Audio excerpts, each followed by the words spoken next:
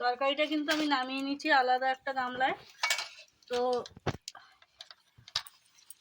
এবার রেখে দেবো একটু ঢাকা চাপা দিয়ে। এই চাপা দিয়ে দিলাম তরকারিটা। হ্যালো বন্ধুরা, তোমরা সকলে কেমন আছো? আমি আবারও রোজগারের মতো ডেইলি ব্লগ নিয়ে চলে এসেছি তোমাদের সঙ্গে, এসবিআর চ্যানেলের রবিন।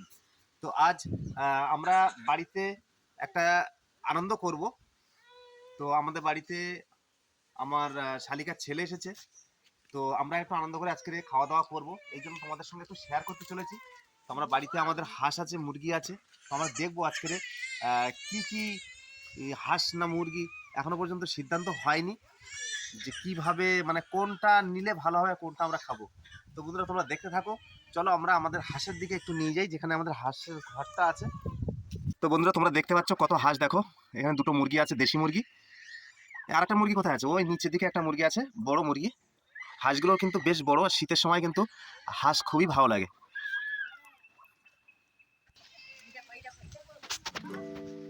তো বন্ধুরা হাঁস দেখতে পাচ্ছ তোমরা, এখনো পর্যন্ত সিদ্ধান্ত হয়নি যে কি হবে, কারণ হাঁস এটা বড় কি ছোট একটু দেখো। তো বন্ধুরা অবশেষে সিদ্ধান্ত নেওয়া হলো, মোরগ আছে, দেশি মোরগ। দেশি মোরগ আমরা আজকে ধরবো।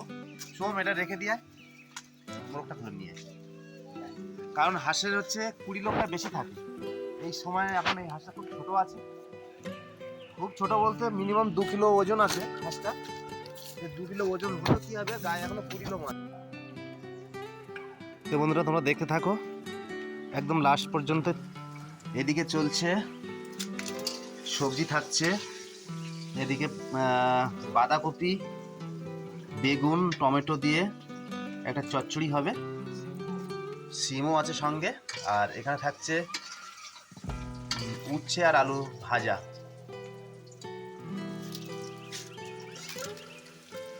এদিকে আলু কষাই চলছে, মাংসের আলুটা ভাজা হচ্ছে, তাই তো?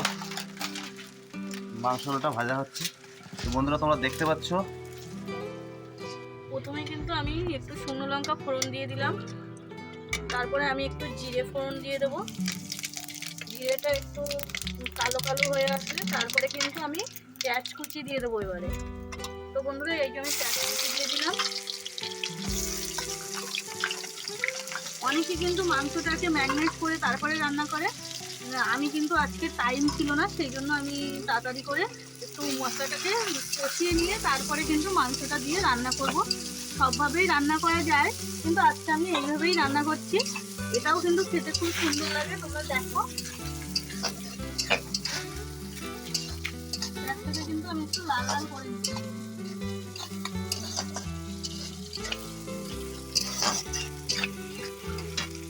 আর আমাদের এখানে কিন্তু যেহেতু গ্রাম এলাকা, আমরা কিন্তু এখন শীতের সময় কাঠ দিয়েই রান্না করি বেশিরভাগ টাইম, তাই কাঠের উনুনেই রান্না করা হচ্ছে। তো পেঁয়াজটা কিন্তু প্রায় লাল লাল হয়ে এসছে, এবার কিন্তু আমি হচ্ছে একটু লবণ দিয়ে দেবো।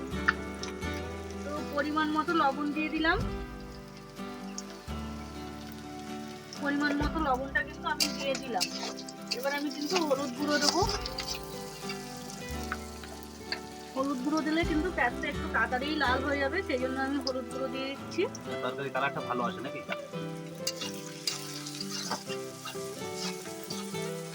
এবারে কিন্তু আমি মশলাটা দিয়ে দেবো। কি কি মশলা আছে? এতে আদা আছে, রসুন আছে, আমি মশলাটা কিন্তু দিয়ে দিলাম।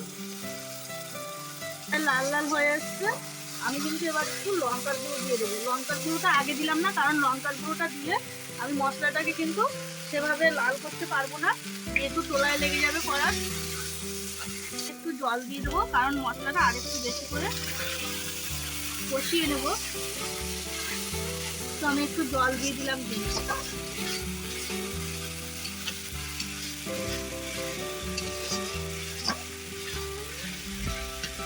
তো জল দিয়ে দিলাম, মশলাটা কিন্তু কষানো হয়ে গেছে। এবার আমি একটু মাংসটা দিয়ে দিচ্ছি। তো এবার কিন্তু আমি মাংসটা দিয়ে দিচ্ছি।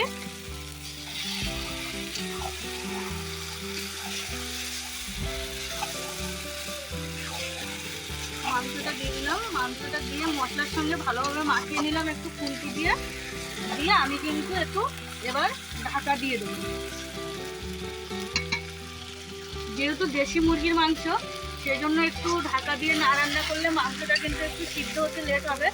আর দেশি মুরগির মাংস সবসময়ের জন্য একটু আলাদা করে একটু আস্তে আস্তে জাল দিয়ে রান্না করতে হয়, তাহলে মাংসটা কিন্তু ভালো সিদ্ধ হয়, শক্ত থাকে না।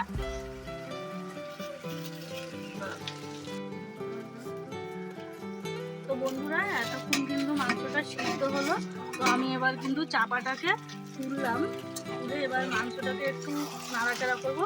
দেখলাম বেশ মোটামুটি ভালোই কষা হয়ে গেছে। এতক্ষণ চাপা দিয়ে দিয়েই আমি মাংসটাকে কষাচ্ছিলাম। তা মাংসটা কষা হয়ে গেছে, এবার কিন্তু আমি মাংসটাতে কিন্তু জল দিয়ে দেবো। মাংসটা দেখে মনে হচ্ছে যে ভালোই হবে, দেখা যাক, খাওয়ার পরে বোঝা যাবে যে কতটা ভালো হয়েছে। যেহেতু দেশি মুরগি আর বাড়ির মুরগি, ভালো হওয়ারই কথা। তো বন্ধুরা, আমি কিন্তু এবার জল দিয়ে দিচ্ছি।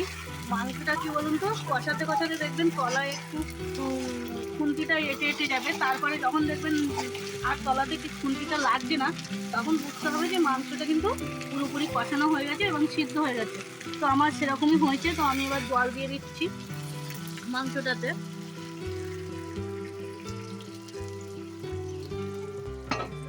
যেহেতু দেশি মুরগির, সেই জন্য একটু জলটা কিন্তু একটু বেশিই দিতে হবে, কারণ মাংসটা আর একটু সিদ্ধ হবে।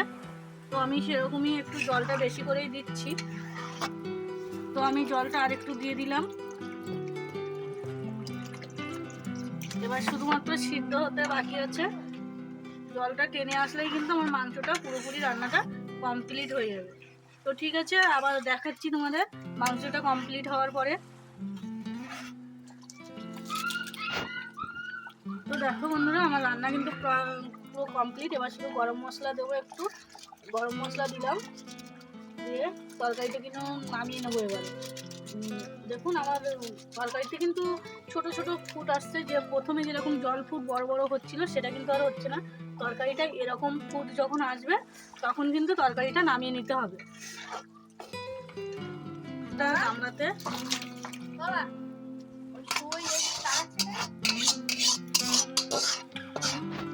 তরকারিটা কিন্তু আমি নামিয়ে নিচ্ছি আলাদা একটা গামলায়। তো এবার রেখে দেবো একটু ঢাকা চাপা দিয়ে। চাপা দিয়ে দিলাম তরকারিটা।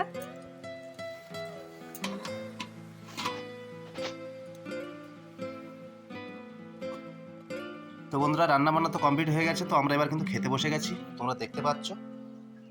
তো বাবু এখানে আমাদের, দেখি আমার বাবু খাচ্ছে। কি রে, মাংস তরকারি কেমন লেগেছে একটু বল দেখি। তো বন্ধুরা, আজকের ভিডিও এই পর্যন্ত। যদি আমার ভিডিওটি ভালো লেগে থাকে, অবশ্যই লাইক এবং কমেন্টের মাধ্যমে জানাবেন। এবং যারা আমার চ্যানেলে নতুন, অবশ্যই আমার চ্যানেলটাকে সাবস্ক্রাইব করবেন এবং নতুন ভিডিও পাওয়ার জন্য বেল আইকনটি বাজাবেন।